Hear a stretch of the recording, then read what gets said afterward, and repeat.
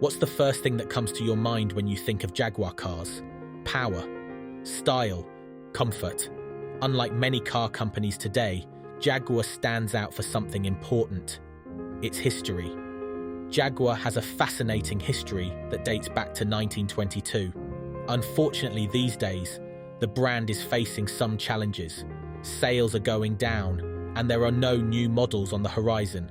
Some experts even say that Jaguar is really close to going bankrupt. But is that really true? Let's figure it out. And of course, we'll start by exploring the history of this iconic British car brand. Now let's go back to beginning of 20th century.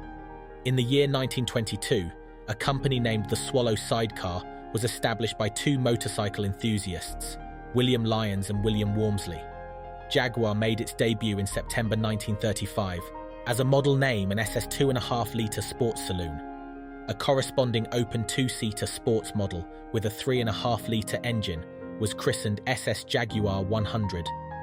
Later on March 23, 1945, during a general meeting, SS Cars shareholders agreed to rename the company to Jaguar Cars Limited. Chairman William Lyons stated, "Unlike SS, the name Jaguar is distinctive and cannot be connected or confused with any similar foreign name."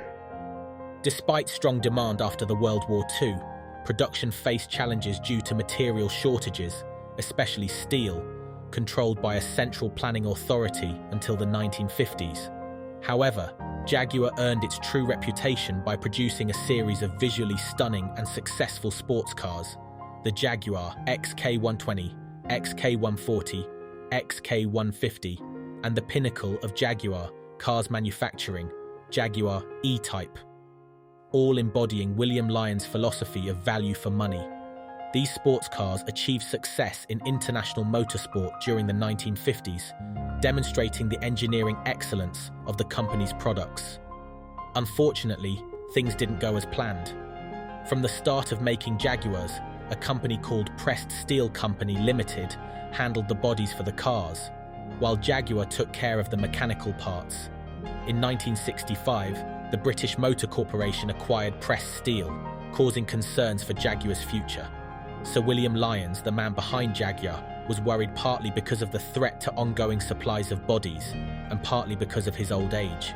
Lyons agreed to merge Jaguar with BMC. They announced the merger on July 11, 1965, at a press conference in London. Lyons and BMC chairman George Harriman stated, "Jaguar is merging with the British Motor Corporation, marking the first step in forming a joint company called British Motor Holdings." Later on, British Motor Holdings merged with the Leyland Motor Corporation in 1968 to create British Leyland Motor Corporation. This conglomerate brought together various British automakers under one umbrella, including Jaguar, Rover, Triumph, and others. Jaguar continued to operate as a separate division within British Leyland, and during this period, it faced both successes and challenges. The brand continued to produce iconic models such as the E-Type, but the overall situation within British Leyland was complicated, and the company struggled with financial and managerial issues. However, things changed. In 1968, the Jaguar XJ6 Series 1 was introduced as a luxury sedan, representing a significant departure from Jaguar's previous saloon models. The Series 1 was part of the larger XJ range, which became one of Jaguar's most iconic model lines. In July 1984, Jaguar finally became its own company on the London Stock Exchange. This was part of the government's plan at the time. Sir John Egan took charge in 1980 and is praised for making Jaguar very successful after this change. By early 1986, he fixed major issues that were holding Jaguar back from selling more cars, like problems with quality, delivery delays, and low productivity. To save money, he let go of about 1/3 of the company's 10,000 employees. Egan also made smart business moves by working with older car models, where development costs were already covered, and raising prices. He focused on improving Jaguar's product quality, and in the US, the higher prices were somewhat hidden because of a favorable exchange rate. But things changed. The automotive industry underwent significant changes in the 1980s, with increasing competition and a shift in consumer preferences. Jaguar faced challenges adapting to these changes, and its product lineup needed updating to meet evolving market demands. Jaguar had a limited range of models, and the existing lineup needed expansion and modernization. This limited the company's ability to cater to a broader audience and compete effectively in the luxury car market. The management of Jaguar at the time faced difficulties in managing the company's finances effectively. This contributed to the overall financial strain on the company. Ford acquired Jaguar in 1989. At the time, Jaguar was facing financial challenges and was in need of investment and restructuring. Ford saw an opportunity to expand its luxury car portfolio and entered into negotiations with Jaguar's previous owner, British conglomerate, the British Leyland. The acquisition aimed to leverage Ford's resources and expertise to revitalize Jaguar's brand and improve its financial stability. Under Ford's ownership, Jaguar underwent significant changes, including the introduction of new models and improvements in manufacturing processes. Despite these efforts, Jaguar continued to face challenges, and in 2008, during the global financial crisis, Ford decided to sell its luxury brands, including Jaguar and Land Rover. Tata Motors, an Indian automotive company, emerged as the successful bidder and acquired both Jaguar and Land Rover from Ford for $2.3 billion in 2008. In the first years of Tata Motors' ownership, the situation was a disaster. Engineers at Jaguar and Tata Motors were trying to figure out what to do with outdated technologies that were left for them by Ford. Luckily, Tata Motors has invested significantly in Jaguar to revitalize and expand the brand. Jaguar introduced its new Jaguar XJ model in 2009, and the hype around the brand started getting bigger and bigger.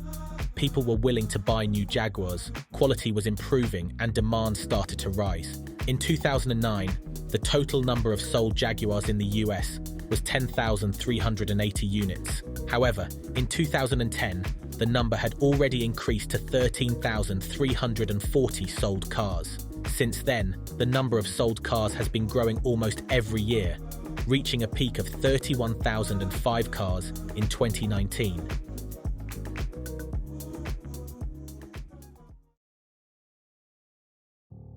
Unfortunately, nowadays, sales of Jaguar worldwide are at their lowest point. Why is this so? Let's finally find an answer to this question. 2020 started tough for many companies, especially for Jaguar. The COVID-19 pandemic was a real test for Jaguar, which unfortunately they failed. Every UK car factory shut its doors in March 2020 as the UK's coronavirus lockdown began.